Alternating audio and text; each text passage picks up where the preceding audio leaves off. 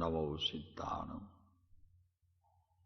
नमो वायरियाण नमो वज्जायाण नमो लोये सब सावण मंगलम भगवान वीर मंगलम गौतमो गणि मंगलम कुंद कुंदार्य जैन धर्मोस्तु मंगलम सर्वमंगल मांगल्य सर्वकल्याण कारणम प्रधान सर्वधर्माणम जैनम जयतु शासनम महादेव्याः कुक्षिरत्नम शब्दजीतरवात्मजम श्रीराजचंद्रमहं वंदे तत्त्वलोचनदायकम प्रभु तत्त्वलोचनदायकम ओम सदात्म स्वरूप परम गुरु।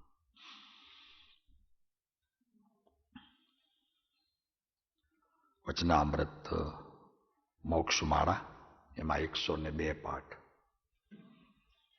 મોક્ષમાળા પાઠ 102।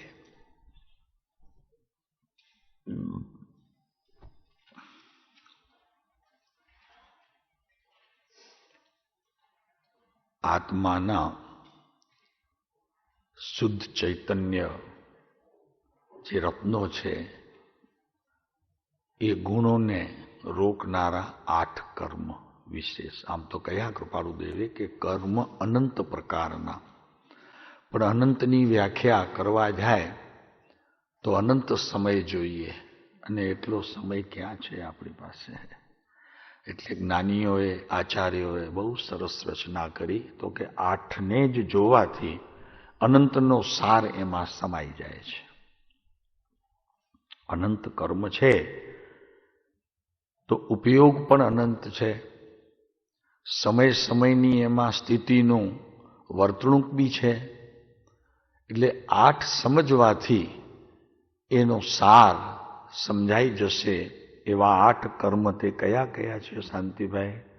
ખ્યાલ છે ને? કયા છે? ઘરે વાંચો છો? નથી વાંચતા? જ્ઞાનાવરણી એટલે કે જ્ઞાનને આવરણ કરનારું, પ્રત્યેક સમય સમયની જે યાત્રા ભીતર ચાલી રહી છે એ યાત્રા એક ધારી નથી ચાલતી।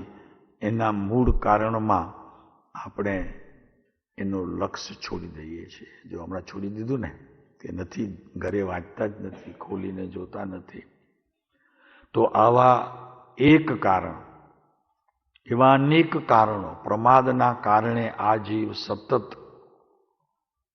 કરતો રહે છે। પરમ રીપુ કીધો પ્રમાદને, આ પ્રમાદ છે।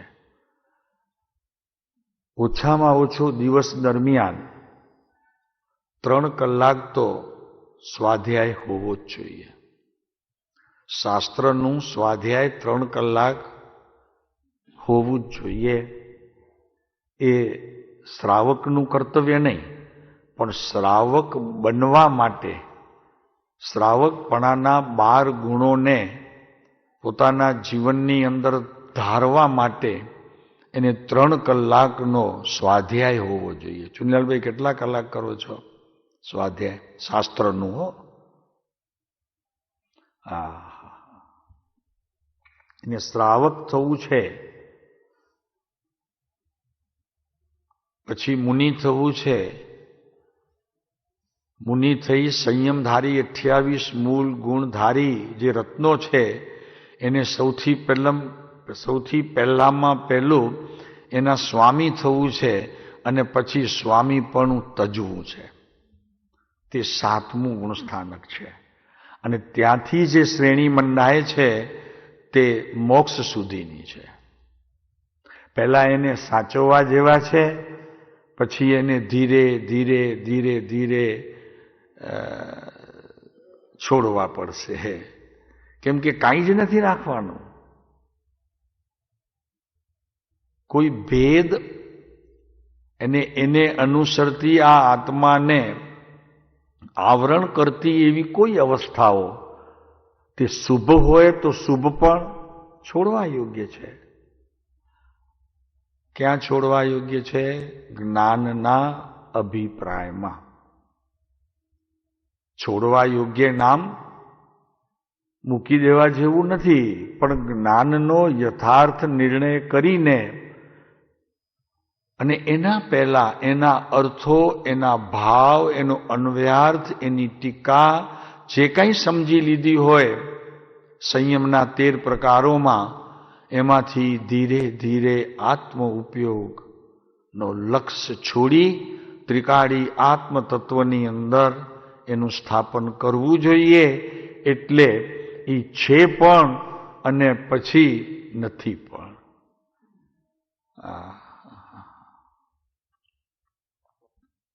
પહેલા પ્રાપ્ત કરો, પછી એને ધીરે ધીરે જ્ઞાનની કોઈ અતિ સમૃદ્ધ અને સમૃદ્ધિવાળા ક્ષેત્રમાં એને એવી જગ્યાએ મૂકી દો કે ધીરે ધીરે એ ગુણો ઉપયોગની અંદર એકત્વ કરતા જાય, એટલે ભેદ ન જણાય, માત્ર અભેદ એવો આત્મતત્વનો અનુભવ થાય. આ વસ્તુ વ્યવસ્થા તીર્થંકર પરમાત્માએ વિતરાગ થવા પૂર્વે જોઈ છે અને કહી છે. ગણધરોએ ઝીલ્યું છે ને આચાર્યોએ એને લિપિબદ્ધ કર્યો છે. અને આચાર્યોની પરંપરાથી થતા જ્ઞાની ધર્માત્માઓએ પોતાના જીવનની અંદર એમને ઉતારીને અનુભવ કરીને પોતે એ દશાને પામીને આપણી સમક્ષ ઊભા છે. એવા એક ધર્માત્મા આપણી સામે ઊભા છે કે આ પંચમ કાળની અંદર આવું કાર્ય કરવું એટલે રણમાં ખેતી કરવા જેવી છે અને અંધારામાં સુઈમાં સોયમાં દોરો નાખવા જેવી વાત છે.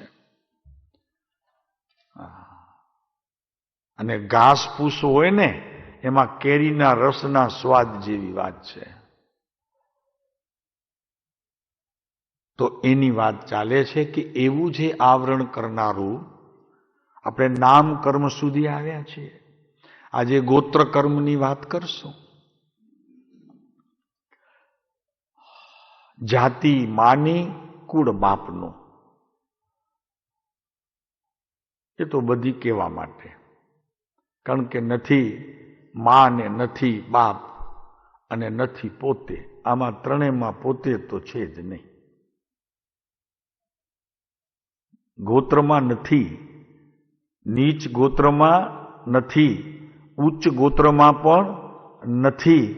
એનું તો આત્મગોત્ર છે કે જ્યાં નીચ અને ઉચ્ચ એવી બે સ્થિતિઓ જ નથી. એ તો જેવો છે તેવો છે. તો અત્યારે આપણે સામાન્ય રીતે ઉચ્ચ ગોત્રમાં આપણો જન્મ થયો છે. પુણ્ય છે, પૂર્વે ઉપાર્જન કર્યા છે, કોઈએ મોકલાવ્યા છે ભગવાન આપણને ઉચ્ચ ગોત્રમાં, એમ નહીં. પુણ્ય છે અને પૂર્વે કર્યા છે, એનું અત્યારે આ ફળ છે. તો અહીંયા કહે છે કે ગોત્ર કર્મ આત્માને અને આત્માના જ્ઞાન ગુણને, દર્શન ગુણને ને ચારિત્ર ગુણને અને બીજા એવા અનંત ગુણોને કેમ રોકે છે? બહાર પ્રગટ થવા દેતા નથી. એમાં જે જ્ઞાનાવરણીય છે રોકનારો, એમ આ ગોત્ર કર્મ પણ રોકનારો છે. કેમ કે જેને ગોત્રનું અભિમાન છે, અમારું જૈન કુળ ઊંચું, એવો કેનારો તે ગોત્રમાં અટક્યો છે. એને ભગવાન આત્મા પ્રગટ નહીં થાય, અનુભૂતિ નહીં થાય, મુક્તિ નહીં થાય, સુખ નહીં મળે, આનંદ નહીં મળે. અને નીચ ગોત્રવાળો હોય એ સતત ઉચ્ચ ગોત્રવાળાની નિંદા કરતો રહે, ઈર્ષા કરતો રહે, ગાળો ભાંડતો રહે, હે ને ભાઈ, એને બળતરા થાય ને, એને બળતરા થાય. નીચ ગોત્રવાળાને ઉચ્ચ ગોત્રવાળાને જુએ એટલે આપ બેઠા છો 24મા માળે તો એને ઈર્ષા થાય છે, એ આપણને ગાળો ભાંડે છે. જે બધા પુણ્યના ખેલ પણ ખબર નથી. જેમ નીચ ગોત્રવાળાને ખબર નથી તેમ ઉચ્ચ ગોત્રવાળાને ખબર નથી કે આ બધું પુણ્યને લીધે મળ્યું છે, આ તો પુરુષાર્થથી મેં પ્રાપ્ત કર્યું છે. સમજાય છે? તો એના માટે એ તૈયારી કરેલી છે નીચ ગોત્રમાં જવાની.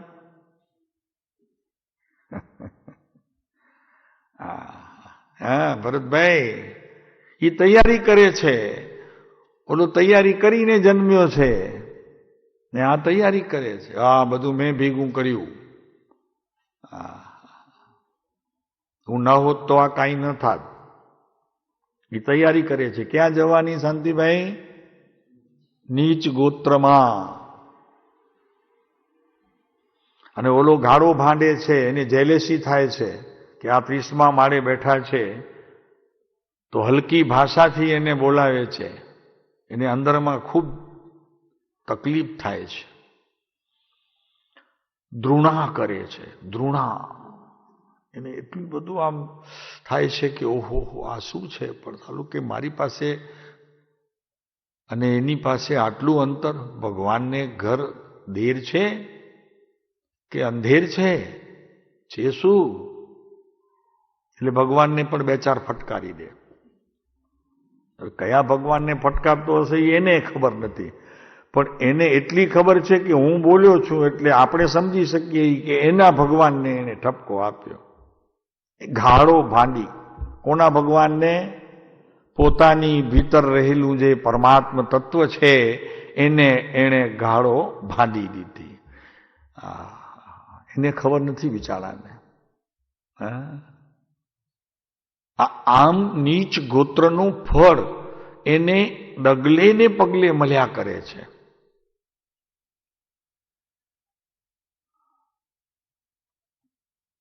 અને નીચ ગોત્રવાળાને એક મોટી અવઢવ ઈ છે કે એને સત્ય શ્રવણ પણ થતું નથી. આ ભાગ્યશાળી છીએ આપણે, ખૂબ ભાગ્યશાળી છીએ કે આપણને સત્યની સત્ય વાત અને જૂઠની જૂઠ વાત 2 શ્રવણ તો કરીએ છીએ, પણ વિવેક જ્ઞાન પણ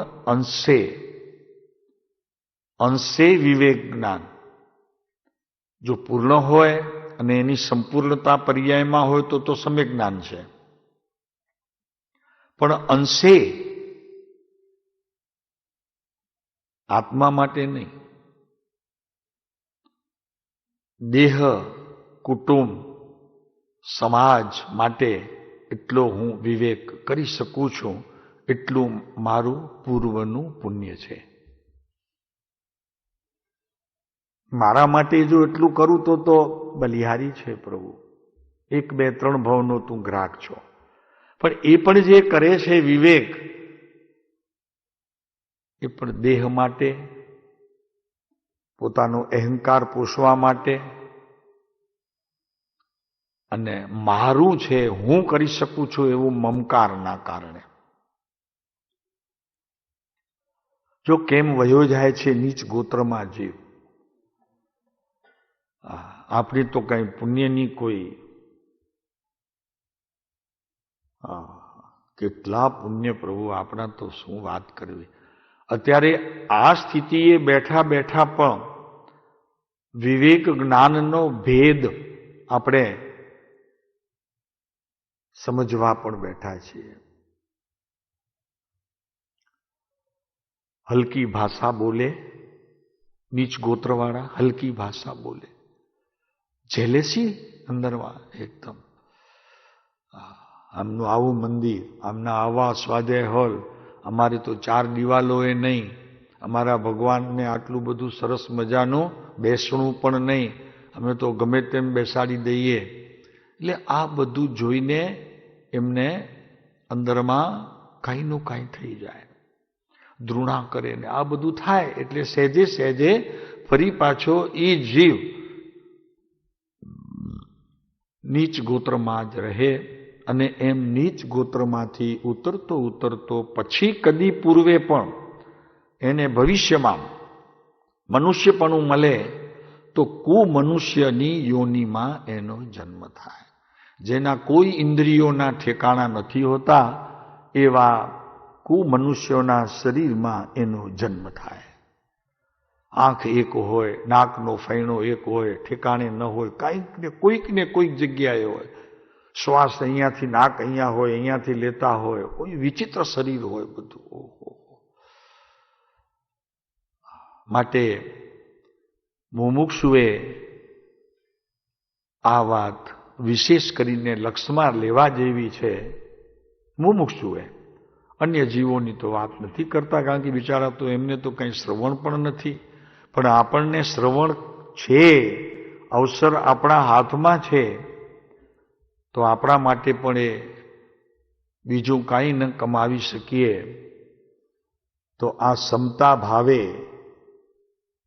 અને આદરથી બધાનું સન્માન કરતા રહીએ તો પણ નીચ ગોત્રનો બંધ અટકે. એટલું તો આપણને પણ હોવું જોઈએ. કોઈની ઈર્ષા નહીં, જેલેસી નહીં, ક્રોધ નહીં, વગેરે વગેરે અનેક પ્રકારના જે કાર્યો આપણે કરીએ છીએ એ નહીં. સતત ઈર્ષા કર્યા કરવી, નિંદા કર્યા કરવી, અભિમાનથી છલ્લોછલ થઈને બીજાને ઉતારી પાડવું, પોતાની પાસે જે વસ્તુ છે તે સામાજીવ પર નથી તો એનો પ્રભાવ પાડવા દરેક સમયે પ્રયત્ન કરવો. થાય છે કે નહીં? મારી પાસે જે છે અત્યારે એને બીજા પાસે ન હોય તો મારી પાસેની જે વસ્તુ છે તેનો પ્રભાવ પાડ્યા પર સતત એને હેમરેજ કરું છું કે નહીં? હેમરેજ કરું છું કે નહીં? હેમરિંગ ચાલુ. ઇંગ્લિશમાં હજી વાંધા ઘણા છે. બોલવું તો ન જોઈએ પણ હવે બધી ક્યારેક આવી જાય છે. હેમરિંગ કરે ને. હા, મિત્રો હોય બિચારો છૂટા પડી ગયા હોય, 30 વર્ષે મળ્યા હોય, સાથે સ્કૂલમાં ભણતા હોય તો કે તું શું કરે છે? તો કે આપણું ગાડું તો ચાલે છે. અને પોતે કંઈક સારી પાયરીએ હોય, પૈસો ઘણો વધી ગયો હોય, મુંબઈમાં વોલ્ડન રોડ ને પેડલ રોડ કે મલબાર હિલ જેવા એરિયામાં રહેતો હોય તો એની વાતો કરી અને ઓલાને સતત હેમરિંગ કરતો રહે. ન હોવું જોઈએ, એમ ન હોવું જોઈએ. આ બધું દૂષણ છે.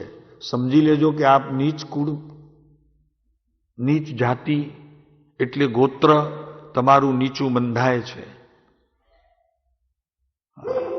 અરે એક કૂતરો હોય ને એને ઉચ્ચ અને નીચ ગોત્ર છે, કેમ કે જીવને ગોત્ર છે, ઉચ્ચ અને નીચ. સમજાય? ઉચ્ચ અને નીચ એક ગોત્ર કૂતરાને એટલે કે બધા પ્રાણી માત્રને હોય છે, જીવ માત્રને હોય છે.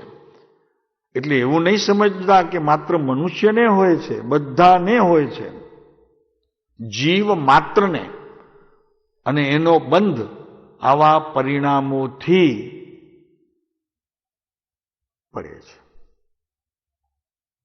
અને એને ભોગવવા જે સ્થિતિ કાલ એની હતી એ આપણી તૈયારી આપણે ત્યાંથી કરી લીધી. એક બીજું પણ વિશેષ કે આપણે જેટલી ઊંચાઈએ બેઠા છીએ ઉચ્ચ ગોત્રવાળો, એ પણ નીચે ગોત્રના રહેલા જીવો ઉપર સતત કરુણા હોવી જોઈએ, દયા હોવી જોઈએ.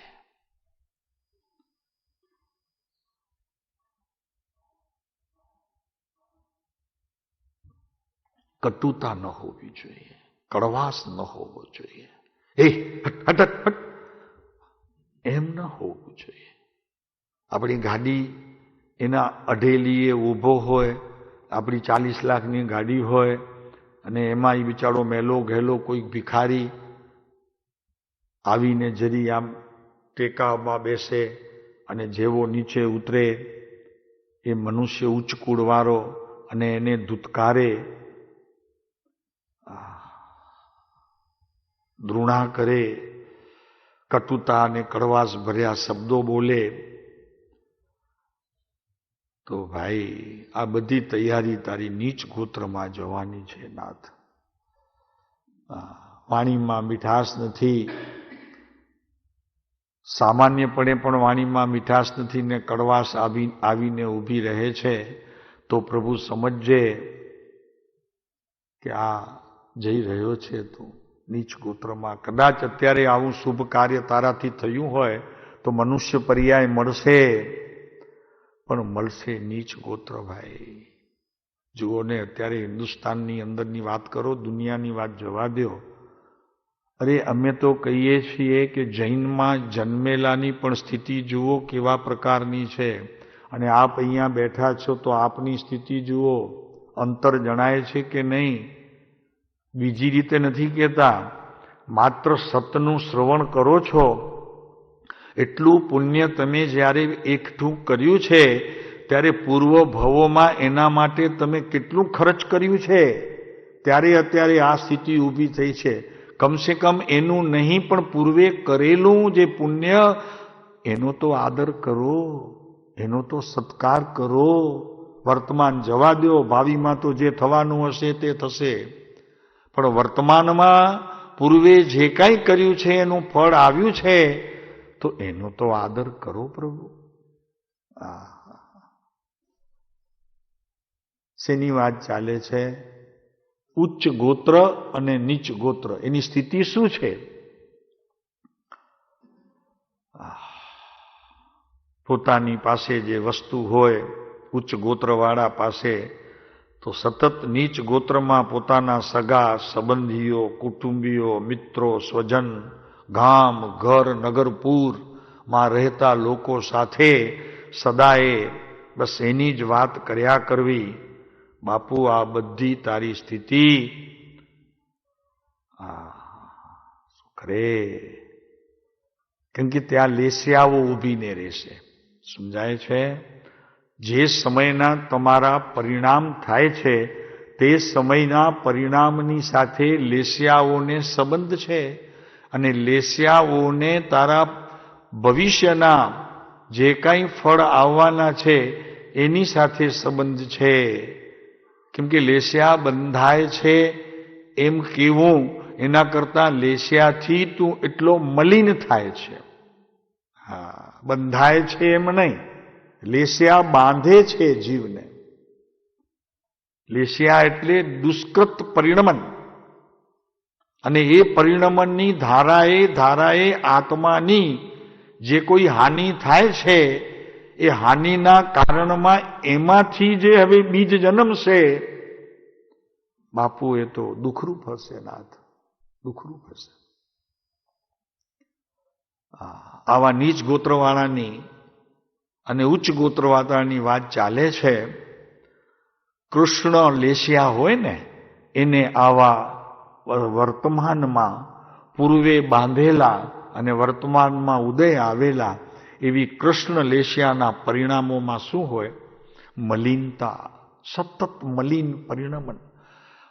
દેહની તો મલિનતા, સૌંદર્ય તો નહીં જ, પણ દેહની સતત મલિનતાના કારણે મન પણ મેલું, વચન પણ મેલા, અરે તન પણ મેલું.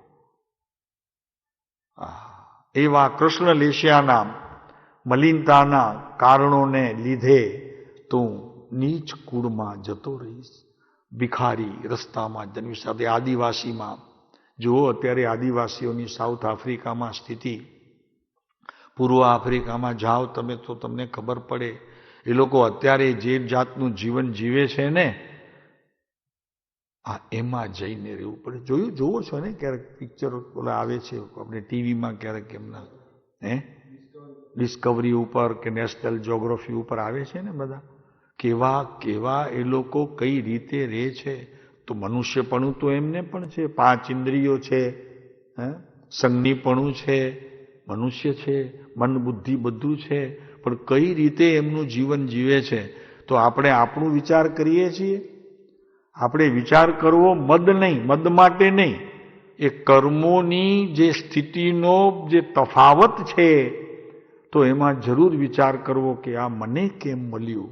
અરે ભવિષ્યનો વિચાર ન કરો તો કાંઈ નહીં, પણ વર્તમાન જે કંઈ તમને મળ્યું છે એનો વિચાર કરો તો પણ ઘણું છે કે આ બધું મને કેમ મળ્યું છે. તો પહેલા તો કૃષ્ણ લેશિયા છે ને એના પરિણામ હોય છે ભમરા જેવા. જોયો છે ભમરો? એની સ્થિતિ જોઈ છે ભમરાની? એ આખો દિવસ છે ને આમ ગુ ગુ ગુ ગુ ગુ કરીને ફરતો હોય, કોઈ એક જગ્યાએ તો સ્થિર રહે નહીં, આમ ચક્કર ચાલુ જ હોય એના ભમરો. એટલે ભમરા જેવી વૃત્તિ. એક જગ્યાએ બીજી જગ્યાએ એમ પુષ્પ બદલતો જાય, પણ ક્યાંથી એ પેટ ભરીને લે નહીં, બધી જગ્યાએ ફરતો જ જાય. એમ આપણે પણ અત્યારે શું કરીએ છીએ? પેટ જ નથી ભરાતું. કયા પેટની વાત ચાલે છે કિરણભાઈ? અરે આ પુરુષ પાસે શું ઓછું છે કે આપણે બહાર હવે અહીંયા નહીં, હવે અહીંયા, હવે અહીંયા નહીં, હવે અહીંયા, હવે અહીંયા નહીં, અહીંયા. એમ આ વૃત્તિવાળો, એ કઈ વૃત્તિ છે? કૃષ્ણ લેશિયાની વૃત્તિવાળો. કે ભાવોની મલિનતા, દેહ પણ મલિન અને કોલસાના રંગ જેવી કારી કહી છે કૃષ્ણ લેશિયાને. કોલસાના રંગ જેવી કારી વૃત્તિ, મેલી, કેટલી મેલી કે કોલસાના રંગ જેવી મેલી. એટલે શું? તો કે કોલસાને ગમે તેટલો તમે ઉજળો કરવા પ્રયત્ન કરો, ટાઈડ લાવો કે તમારા સર્ફ લાવો કે પછી હજી બીજા કયા આવે છે ઊંચા, કાલે આપણે કયું લીધું?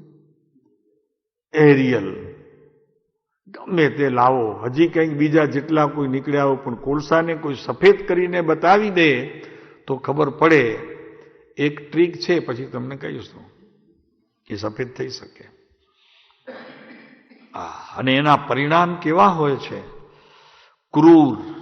જ્યારે જુઓ ત્યારે અહીંયા આના ટેરવે અહીંયા પડ્યું હોય ક્રોધ, માન, માયા. આમ ફૂલાય ને નાક, આમ ફૂલાનું ખબર છે ને? આમ નાક ફૂલે કોણ ખબર છે? અભિમાનીનું નાક હંમેશા ફૂલેલું હોય છે. દુરાગ્રહી હોય, પોતાનો આગ્રહ છોડે નહીં, આમ જ થવું જોઈએ. એવા જીવના પરિણામ તે નીચ ગોત્રને અનુસરનારા આવ્યો એ ત્યાંથી છે ને પાછો જશે પણ ત્યાં. જુઓ તો ખરા આપણા પુણ્યનું કોઈ છે નવીનભાઈ? કિંમત છે પુણ્યની? સમજાય છે? અરે પાપની તો જવા દો, પણ પુણ્યની તો કિંમત સમજો પ્રભુ. જે મળ્યું છે એની તો કિંમત સમજો પ્રભુ. મળ્યું છે એની વાત કરીએ છીએ. અત્યારે જે આપણી પાસે મૂડી છે એની વાત કરીએ છીએ. એનું તો મૂલ્ય સમજો. મળશે એની વાત જવા દો, મળ્યું છે જે. દુરાગ્રહ, એટલો આગ્રહી, અને પરિણામોની અંદર દુષ્ટતા, દુષ્ટ પરિણામ. આ કૃષ્ણ લેશિયાની વાત ચાલે છે. એટલો જ કઠોર જીવનમાં. ભાઈ જિંદગી તો કઠિન જરૂર છે, જિંદગી કઠિન જરૂર છે, પણ હું એ કઠોર ઓછો તો નથી. મારામાં એ કઠોરતા ઓછી તો નથી. જિંદગી કે ને કઠોર છે, સાલી બહુ જીવવી કઠણ થઈ પડે છે આ મોંઘવારીના જમાનામાં. રસિકભાઈ કહીએ ને આપણે તો કે જીવવું કેટલું કઠિન થઈ ગયું. પણ તું એ કંઈ કઠોર ઓછો છો? તારામાં એ કઠોરતા કંઈ ઓછી છે પ્રભુ? આ કોની વાત ચાલે છે? નીચ ગોત્રવાળો. ઝાલ્યો જશે પ્રભુ, ખબર નહીં પડે.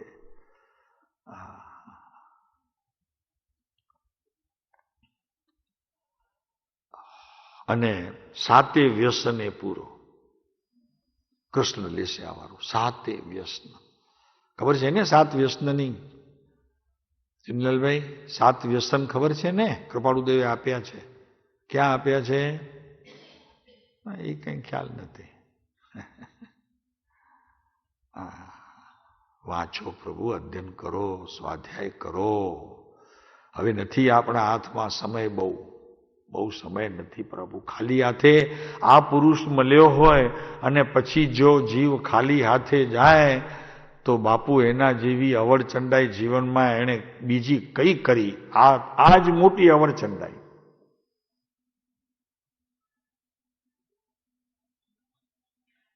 હૃદય રાખો, હૃદય. વચનામૃતને હૃદય રાખો. આ જ્ઞાનીના વચનો છે, વિતરાગતાને અનુસરતા વચનો છે, સિદ્ધ દશાને પમાડે એવા વચનો છે.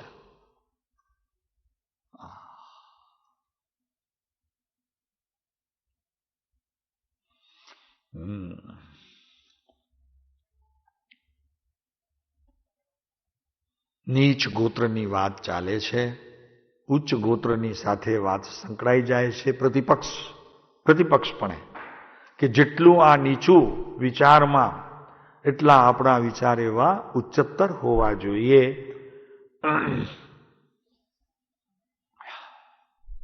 લાગણી ભર્યું હૃદય હોવું જોઈએ. ઉચ્ચ ગોત્રમાં હૃદય કેવું હોવું જોઈએ? લાગણી ભર્યું હોવું જોઈએ. કોકને કણસતા જોઈએ આપણે, ભલે એના પીડા ન લઈ શકીએ પણ એના માટે બે આંસુ તો સારી શકીએ કે જુઓ તો ખરા પ્રભુ આણે કેવા કર્મ કર્યા હશે. તો તમારા માટે એ ભગવાનથી ઓછું નથી.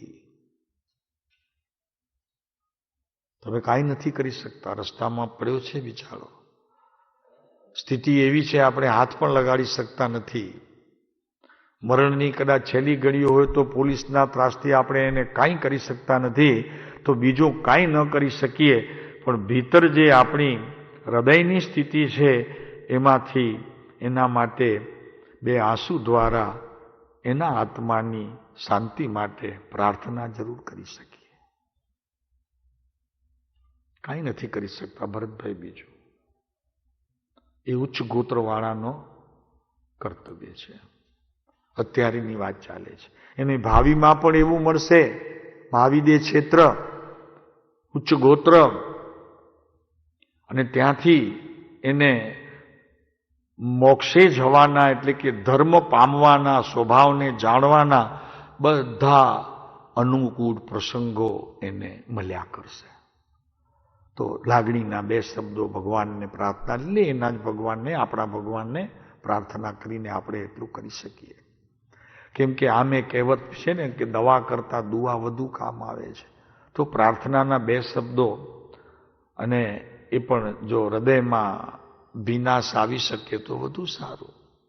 ન આવે તો જ્ઞાનીઓના વચનથી કરુણાના બોધના જેટલા શબ્દો હોય આપણા જીવનમાં ઉતારવા. કઠોર ન થવું. જીવન જેટલું કઠોર સમજવું, જીવન જેટલું કઠોર તો સમજજો કે જિંદગી પણ એટલી કઠોર.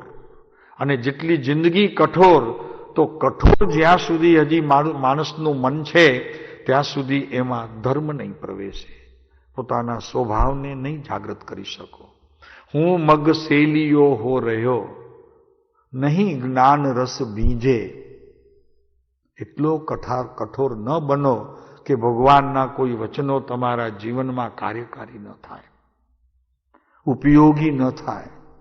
હું મગશેલીઓ, એક પથ્થર આવે છે મગશેલીઓ, એને દરિયા કિનારે મૂકી દો, પાણીના 1000 વર્ષ નીકળે, 2000 વર્ષ મોજાઓમાં એ પડ્યો રહે, ટસનો મસ ન થાય એવો એક મગશેલીઓ પથ્થર આવે છે. તો આપણે બોલીએ છીએ કે હું મગશેલીઓ હો રહ્યો, નહીં જ્ઞાન રસ બીજે. ગુરુ સેવા ન કરી શકું, કિમ મુજ કારજ સીજે.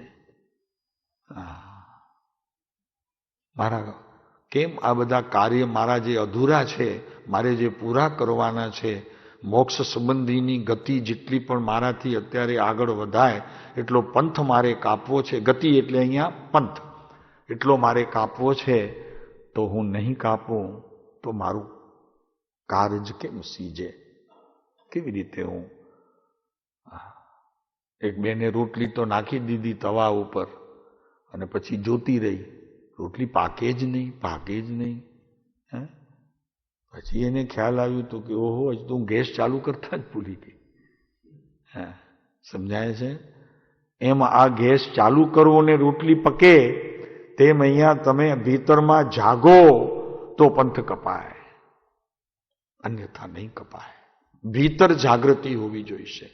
માત્ર મુંબઈથી કુકમાનો પંથ કાપવો એ પંથ કાપ્યો ન કહેવાય.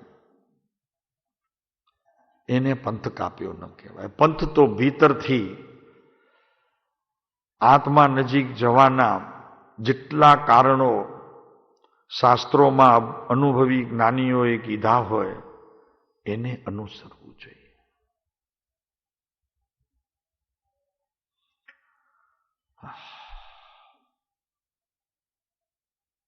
કટુતાને કડવાશને ફેંકી દો, થૂકી નાખો. પ્રભુ એને થૂકી નાખો. નહીં તો શું થશે? જગતમાં જેમ કટુતા છે, કડવાશ છે, તેમ નિખાલસતા અને આનંદના પણ પરમાણુઓ અવકાશની અંદર સતત ઘૂમતા રહે છે. તમને શું પસંદ છે? કટુતા, કડવાશ કે નિખાલસતા કે આનંદ કે મોજ, નિર્ભયતા, પ્રેમ? શું પસંદ છે? બધું મળશે. અહીંયા જ છે બધું. એ પરમાણુઓ પણ જીવની જેમ અવકાશમાં પરિભ્રમણ કરે છે. એવા શુદ્ધ પરમાણુઓ પણ છે કે જે તમે ભીતરમાં વિચાર કરો એવા જ ભાવનું તમે તત્સમય અનુભવ થાય. શું કરે પ્રભુ! આ તો પ્રભુને પ્રાપ્ત કરવો છે મારે. આ પ્રભુને પ્રાપ્ત કરવો છે કે આ પ્રભુને પ્રાપ્ત કરવો છે? તો કે બંનેની જરૂર છે મને.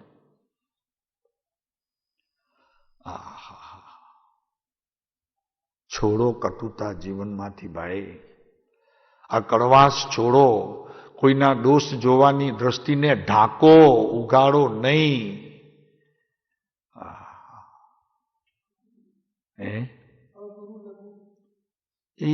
એ જુદું. એ જીવને લાગુ પડે. આ પરમાણુને લાગુ પડે, પરમાણુને. પણ એ વાત હમણાં નથી. એ વાત હમણાં નથી. જો જે તમને જોઈએ એ ભીતરથી જેવા તમારા પરિણામ, તે પ્રમાણે તમારું કામ થયા જ કરશે.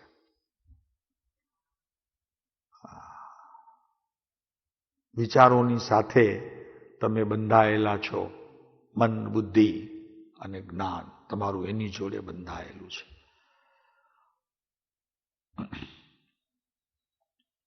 અને કદાચ એમ કરશો તો એ જ જગ્યાએ ત્યાં ઊભા છો તમે, ત્યાં નિખાલસના જે કંઈ બધા વંટોળ છે ને, પરમાણુઓ બીજે વયા જશે ને તમારી પાસે આવશે કટુતા ને કડવાશ. બહુ જાગવા જેવું છે પ્રભુ.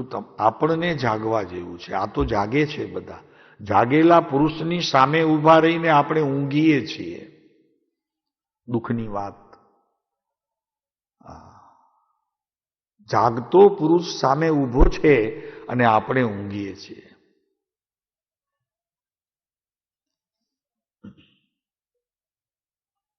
અને ઉચ્ચ ગોત્રમાં છીએ. કોઈક નીચ ગોત્રમાં પડેલું મનુષ્ય આપની સામે મળે, ભિખારી મળે, કોઈક જિંદગીથી કંટાળેલો, હતાશ થયેલો જીવ મળે, તો એની સામે વગર ખર્ચે, એક પૈસાનો ખર્ચો કર્યા વગર, માત્ર એના કરતા એક સ્મિત જો એને આપી શકો, બાપુ ધન્ય તમે ને ધન્ય ઈ. બાપુ વર્તમાન ચિંતા કરો છો તો ભાવિની ચિંતા પણ થોડી કરો. અને પૂર્વમાં જે ભાથું લાવી આવ્યા છો, અહીંયા લઈ આવ્યા છો, એને કંઈક તો ઉભરાવો પ્રભુ. કંઈક તો ઉભરાવો. એને કંઈક તો એવો આહાર આપો કે જે પૂર્વનું લઈને અત્યારે અહીંયા આપણે બેઠા છીએ, તો એવા પુણ્ય તત્વને પણ જરી કંઈક આપો. સ્મિત આપો. જો કેટલું આનંદ થાય. એક નાનકડી કથા છે, તમને કહીએ થોડીક. કરશો? શ્રવણ કરશો? એક નાનું બાળક સ્કૂલે જવા તૈયાર થયો તો તો રોજ જે લઈ જતો તો એના ખાવાના ડબ્બામાં, એનાથી તે દિવસે એણે કંઈક વધારે ભેગું કર્યું. મમ્મીને કે મમ્મી આજે થેપલા બનાવજે. તો કે ક્યાં તું તો ખાય છે થેપલા? તો કે મમ્મી મેં કીધું ને થેપલા બનાવજે એટલે થેપલા બનાવજે. બનાવ્યા. તો કે મમ્મી આજે મને બિસ્કિટ પણ આપજે. તો કે બિસ્કિટ આપ્યા. તો કે આ બધું મને વિચિત્ર લાગે છે કે આવું તું કેમ આજે માગે છે? ઠીક છે, બાળક છે તો હવે એને કોઈ દોસ્તારોને આપવાનું મન થયું હશે તો લે છે એમ સમજીને બાએ ભરપૂર ટિફિન ભરી આપ્યું, જે એણે કીધું એ. તો કે બેટા તું આટલું તો ખાશે નહીં, મને ખબર છે. અને બા એમ સમજી કે હવે બાળકોને બીજાઓને આપશે એટલે બાએ ભરી આપ્યું. નીકળ્યો ઘરેથી, સ્કૂલે ન ગયો અને બગીચામાં જઈને બેઠો. એને થોડુંક એકાંત ગમવા લાગ્યું હતું. એ નાની ઉંમરમાં પણ એને થોડુંક એકાંત ગમ્યું. ત્યાં બેઠો જરા વાર તો કે વઢવાડ તો પડશે આજે, માસ્તર પણ વઢશે, ટીચર પણ, અને ઘરે બાને ખબર પડશે તો પપ્પા મમ્મીએ વઢશે. પણ ઠીક છે, આજે મને અહીંયા ઈચ્છા થઈ છે બેસવાની તો કહીશું હું કે મને ખબર નહીં આજે એવો ભાવ આવ્યો કે મારે આજે મહાવીર સ્વામી પાસે ધ્યાનમાં બેસવાનું, આજે શ્રીમંદર પાસે બેસવાનું મન થાય છે. ક્યારે યાદ આવે છે કે આજે કંઈ નહીં તો આજે જરાક શ્રીમંદર ભગવાન પાસે બેસો? આ તો મન છે ભાઈ, તો એના ઘણા તુફાન હોય, પણ જ્યારે તુફાન થોડીક વાર માટે અટકે ને અને એમાં આવો વિચાર આવે ને તો પકડી લેવું, ચાલ ત્યાં. એને કેવું ચાલ ત્યાં. એમ આ છોકરાને એવો વિચાર આવ્યો કે બગીચામાં બેસવું છે. બગીચામાં બેઠો જરીવાર બેઠો, આમ તેમ લટાર મારી થેલા મૂકીને પછી જરાક થોડોક સમય થઈ ગયો તો થોડુંક એને ખાવાનું મન થયું. બાળક છે એટલે બાએ આપેલું થેપલું લીધું અને સાથે બા હોય એટલે થેપલાની જોડે શું આપે? હે શું આપે? છુંદો બોલો, જરા મોટે સાથે બોલો, વાંધો નહીં. છુંદો આપે ને તો છુંદો ને થેપલો લીધો. હાથમાં જ્યાં લેવા જાય છે ત્યાં એક બિચારો ભિખારી આવીને ઊભો રહ્યો. તો જ્યાં હજી ટુકડો તોડે છે ને ત્યાં આવ્યો તો એની સામે જોયું, બાળકની સામે જોયું ને હસ્યો. જરા હસ્યો તો આય હસ્યો. વળી પાછું બીજી વાર નજર સામે જોયું તો ભિખારી હસ્યો, આ પણ હસ્યો. અને પછી જરાક હાથ લાંબો કર્યો તો ઓલાએ ધ્રુજતા હાથમાંથી લીધું ને ખાવા બેઠો સામે. તો ખાતો જાય ને છોકરા જોડે હસતો જાય, ખાતો જાય ને છોકરા જોડે હસતો જાય. પછી વળી બીજું આપ્યું તો બીજું લઈ લીધું હાથ લાંબો કરીને, હસવાનું ચાલુ. એ આ બંને હશે, ઓલો હશે, આ હસ્યા કરે. ત્રીજું આપ્યું આપણા ભરતભાઈ, ત્રીજું આપ્યું, ચોથું આપ્યું, એમ આપતો ગયો. જેટલા હતા એ બધા થેપલા પૂરા કર્યા. જરા વાર થઈ પછી તો થેપલા ખાઈ લીધા. તો બિસ્કિટ હતા એ આપ્યા, અને બીજું જે મમ્મીએ ચેવડો ગાંઠિયા જે કાંઈ આપ્યું હશે એ બધું આપી દીધું. અને પછી ખૂબ મોટે સાડે હસવા માટે લાગી ગયો. એને બહુ મજા પડી ગઈ. કોને? ભિખારીના બિચારા ઓલા નીચ ગોત્રવાળાને.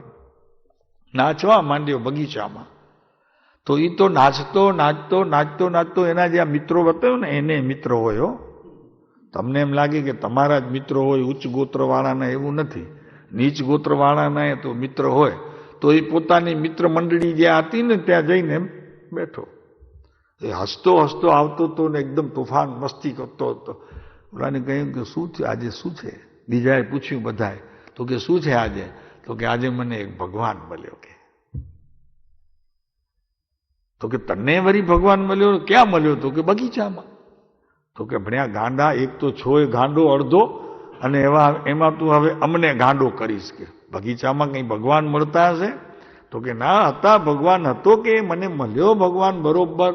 મારા માટે ખાવાનું કેટલું બધું લઈ આવ્યો તો, અલગ અલગ જાતની વેરાયટીને મારી સામે એટલો ભગવાન સરસ મજાનો હસતો હતો. પણ એક વાત ખબર પડી નહીં કે ભગવાન આટલો નાનો હશે એ તો મને કંઈ ખ્યાલ બી ના આવ્યો. કે હું તો એમ સમજતો હતો કે ભગવાન તો મોટો હોવા જોઈએ, સરસ મજાના એકદમ આમ યુવાન વયને આમ બધું હોવું જોઈએ, માથે કલંગી હોવી જોઈએ, હાથમાં બંસરી હોવી જોઈએ, આવું બધું મને તો કે આવેલું. પણ આ તો કે સાવ બાળક જેવું હતો, એકદમ નાની ઉંમરનો. આ તો પત્યો. પછી એ છોકરો ગયો ઘરે, સાંજ થઈ તો ખબર તો ન પડે ને, એ તો બીજા ત્રીજા દિવસે એબ્સન્ટની નોટ જુએ તો ખબર પડે.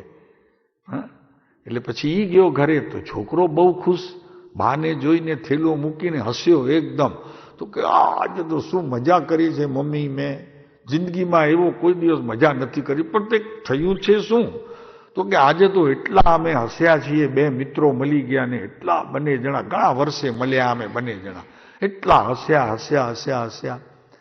તો કે પણ તું જરાક વિસ્તારથી વાત તો કર, એમને એમ કીધા કરે છે. તો કે ના મમ્મી, આજનો દિવસ તો મારા માટે ધન્ય થઈ ગયો. પણ થયું શું?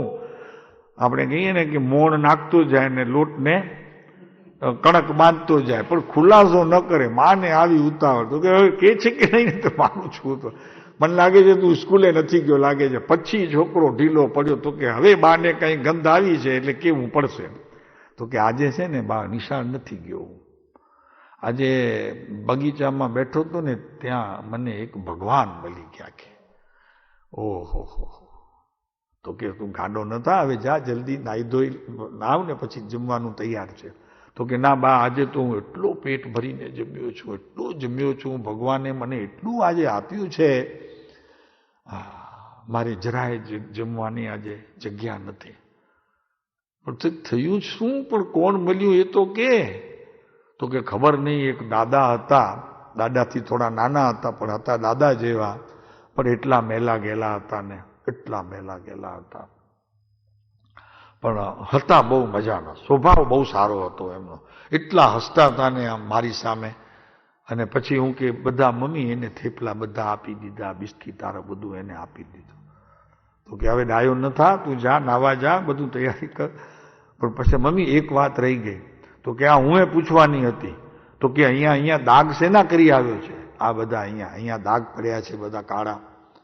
તો કે મમ્મી એની જ વાત કરું છું, પણ મને વઢતી નહીં હો.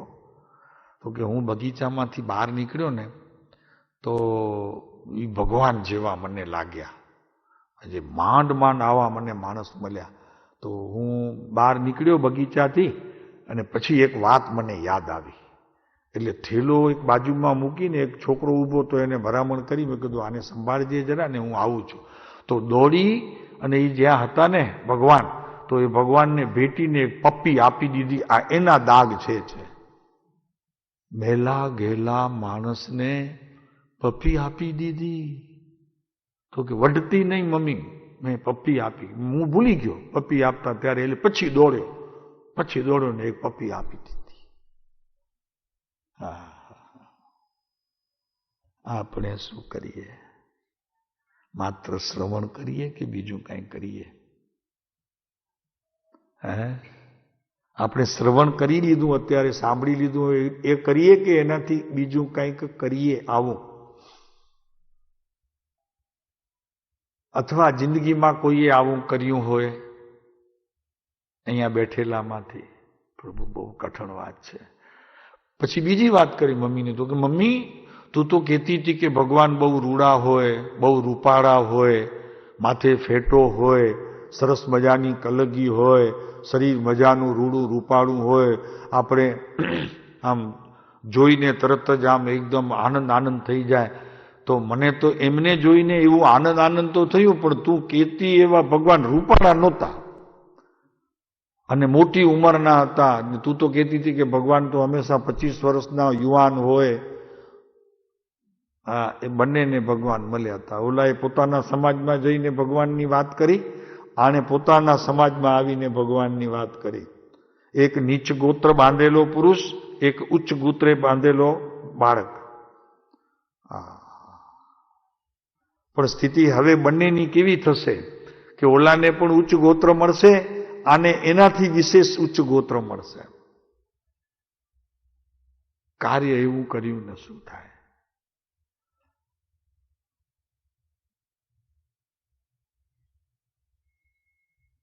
કોઈ દિવસ મહિમા આવ્યો છે આપણા ગોત્રનો? મહિમા હો, અભિમાન નથી કહેતા રસિકભાઈ, અભિમાનની વાત નથી. અત્યારે જે મને આ ગોત્ર મળ્યું છે એનો મહિમા આવ્યો છે, મહાત્મ્ય કોઈ દિવસ આવ્યું છે આપણને? સાચી વાત કરવાની, ખોટી વાત નહીં કરવાની, ખોટી વાત નહીં કરવાની, ખોટા ડોકા નહીં હલાવવાના. હા બાપા શું છે પ્રભુ!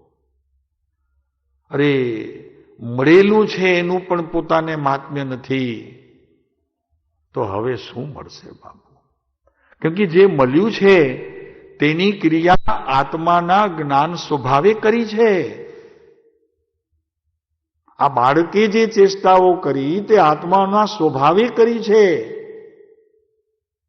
અને જે ઓલા ભિખારીએ પણ જે બાળકની સામે ચેષ્ટા કરીને એને ભગવાન માની લીધા, એની ચેષ્ટા પણ પોતાની અંદર રહેલું ભીતર જે ભગવાન છે એને અનુસરીને થઈ છે. જડની ક્રિયા નથી, દેહની ક્રિયા નથી.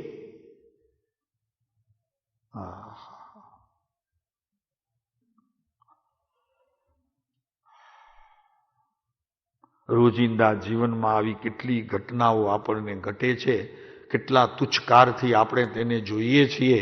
આજુબાજુ આપણી જરા લગ્નમાં પણ ઘણી વખત આપણે ઓલા નીકળે ને સામૈયા, તો સામૈયા નીકળતા હોય ને કોઈક આવી રીતે બેનો છોકરી હોય નાની તો બાઈનો સેલો પકડી લે ને આપણે કેટલું દૂતકારથી એને બાજુએ હડસેલીએ. કેમ કે સેલો હોય આપણી પાસે 20,000નો કે લાખ રૂપિયાનો, અને ઓલી હાથ પકડે તો ખરાબ તો થાય કે નહીં થાય? ચુનલાલભાઈ શું કહો છો? તો શું એને આપણે માફ કરી દઈએ? આ જો ઉચ્ચ ગોત્ર ને નીચ ગોત્રના અંતર તો જુઓ પ્રભુ. પણ એ અંતર ત્યાં નથી, અંતર તારા અંતરમાં પડશે. અને એનો જ્યારે ઉદય આવશે ત્યારે તું બીજાની ઈર્ષા કરતો ફરી પાછો નીચ ગોત્રથી પણ નીચ ગોત્ર, એનાથી એ નીચ ગોત્ર અને મનુષ્યોમાં જન્મ, અને પછી ધીરે ધીરે મનુષ્યોમાંથી પણ તિર્યંચ, અને તિર્યંચમાંથી ફરી પાછું સ્થાવર એકેન્દ્રિય, ત્રસપણું પણ નહીં. ત્રસપણું શરૂ થાય 2 ઇન્દ્રિયથી. હાલતા ચાલતા જીવો આ તો સ્થાવર છે બધા. પૃથ્વીકાય, અગ્નિકાય, વાયુકાય બધા સ્થાવર છે. ઝાડ છે એ સ્થાવર છે. શું બાપુ, શું આપણને મળ્યું છે એની જરી આપણને વિચાર થાય તો પ્રભુ આમ ધન્ય થઈ જાય જીવન, આમ ભયો થઈ જાય. કેટલો એ મહિમા આવે આપણો, કેટલો મહિમા આવે આપણા ગુરુનો, કેટલો મહિમા આવે આપણા દેવનો, અને કેટલો મહિમા આવે. આ કાળા અક્ષરો નથી પ્રભુ, આ કાળા અક્ષરો નથી, આ સાઈથી છપાયેલા નથી. આ તો હૃદયથી નીકળેલા અને આત્માને સ્પર્શ કરીને આવેલા વિકલ્પરૂપી આ બધા મંત્રો છે. આ કાળા અક્ષર નથી, છે વિકલ્પ રૂપે. પણ એ વિકલ્પમાં સંકલ્પ કરીને, મારે વિકલ્પને મટાડી સંકલ્પ કરી અને આત્મા સુધીની યાત્રા આ વચનોથી થશે. અહો સત્પુરુષના વચનામૃત, અહો સત્પુરુષના વચનામૃત, વચન અમૃત.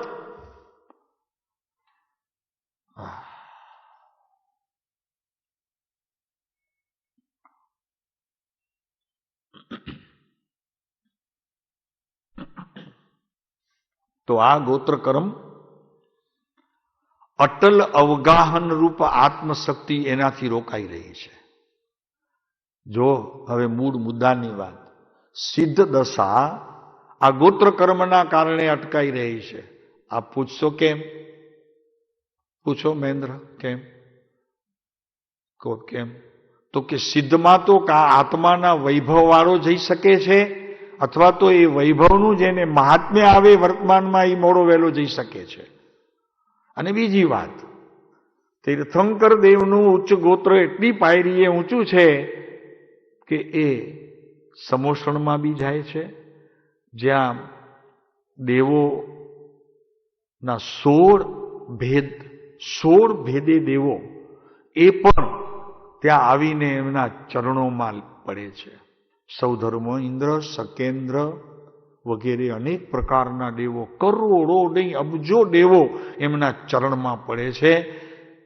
કેમ કે ઉચ્ચ ગોત્ર છે. રાજા મહારાજા હતા, પહેલા રાજાના કુંવર હતા, પછી દીક્ષા લીધી ત્યાંથી. એટલે એક વાત ખ્યાલ રાખો કે સંયમનું જીવન ઉચ્ચ ગોત્રથી શરૂ થાય છે. નીચ ગોત્રમાં કદી પણ સંયમ આવતો નથી. દીક્ષા આવે છે, સંયમ નથી આવતો. સમજાય છે ને કાંતિભાઈ? અને જેને દીક્ષા આવે છે નીચ ગોત્રમાં એનું કઈ ફળ નથી. કારણ કે એને એવી ઉદયની સ્થિતિ જ નથી ઉચ્ચ કે જેની જોડે એ રમે. એને તો જે ઉદય આવે તેની જોડે રમે.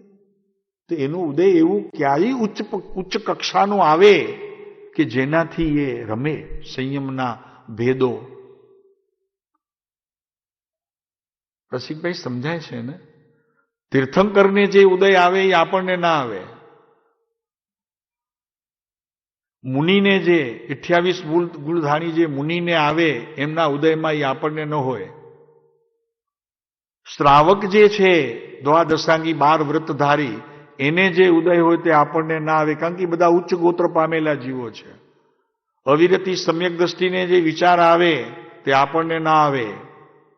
કેમ કે એ રીતે એમનું આખું જીવન પૂર્વથી ચાલ્યું આવે છે. એક ભવની વિધિ નથી. આ એક ભવની વિધિ નથી.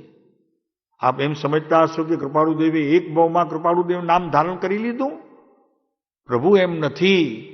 એમના પૂર્વ ભવોનું એમની સાથે અનુસંધાન છે. ભરતભાઈ, એક ભવમાં ન હોય તો અત્યારે જે કંઈ કહેવાયું ઉચ્ચ ગોત્રની સ્થિતિ માટે એનું આચરણ કરનાર ને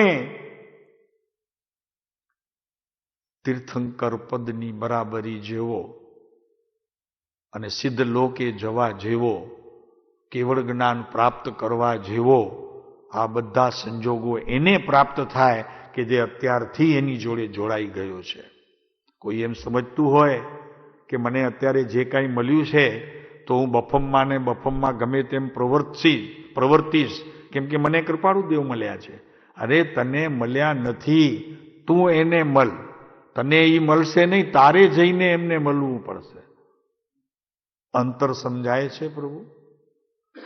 એ મળ્યા નથી, તારે જઈને મળવું પડે ત્યારે એની કિંમત છે. અને સાચો ખરેખર મેલાપ પણ એને કહેવામાં આવે છે. તમે જઈને એને મળો. એ શું મળે તમને? એને કંઈ મળવાની જરૂર છે તમને? એ વળી શું નવું વળી અમને મળ્યા છે? અરે તમને નથી મળ્યા, તમે મળો એને, ત્યારે કામ બનશે.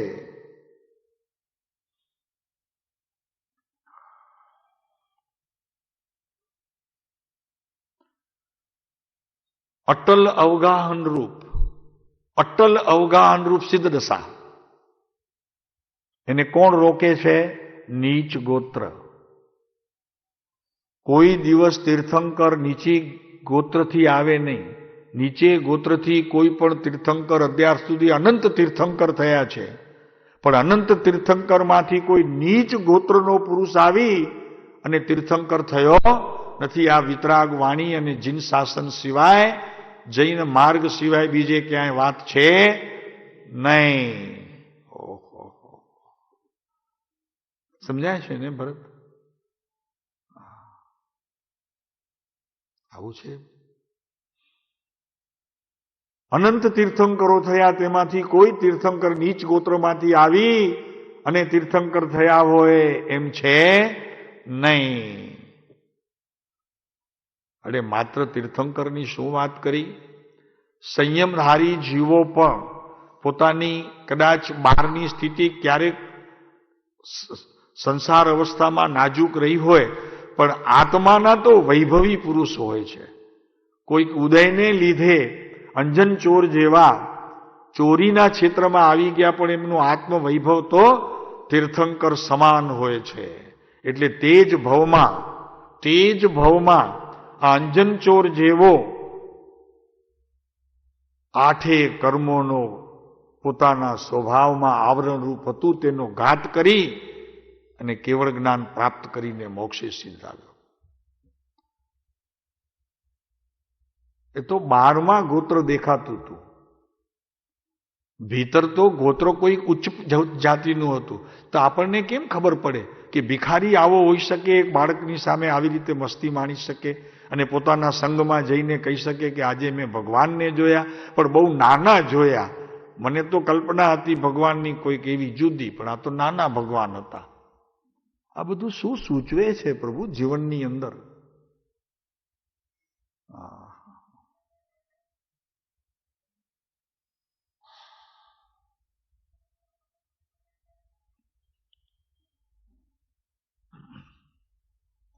તો અટલ અવગાહન રૂપ. ચાલો આ આવતીકાલે જોશું. મૂળ વાત આપણી તત્વની આવતીકાલે જોશું. તો અત્યારે તો હવે વ્યવહાર આવ્યો કે નિશ્ચય હતો. આજે શું નિશ્ચય હતો કે વ્યવહાર હતો મહેન્દ્ર?